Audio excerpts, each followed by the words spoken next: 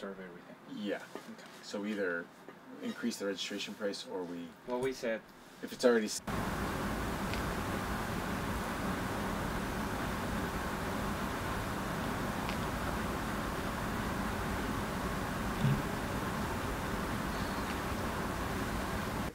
The folks that died on Sunday died because we have not fixed our immigration system, and because we have made it increasingly difficult to get into the country, whether it's through increased border patrol personnel at the border or fencing and so on. And so the more extreme the countermeasures and security that we put in place for border protection, the more, unfortunately, the greater risks that people are willing to go to in order to get into the United States.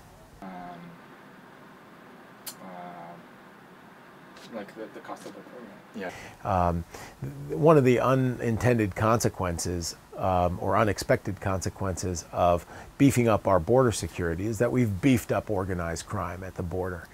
We've effectively made it much more profitable and much more necessary for migrant smuggling organizations and other kinds of smuggling organizations to develop along the border. So unfortunately, what we see playing out in these kinds of incidents is the result of U.S. policy, and we could avoid these kinds of tragedies by seriously overhauling our immigration system and providing legal paths to entry to the United States. As opposed to building higher walls, we should really be thinking about more wider, more effectively regulated gates for allowing people to enter the country.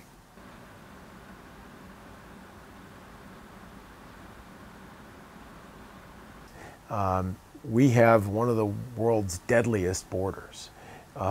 We've seen in the last 20 years thousands of people die coming into the country because they put themselves into these very dangerous conditions. And the first thing that we can do is really work at trying to revamp our immigration system to make it possible for people who want to work here to come here legally if there's a job for them.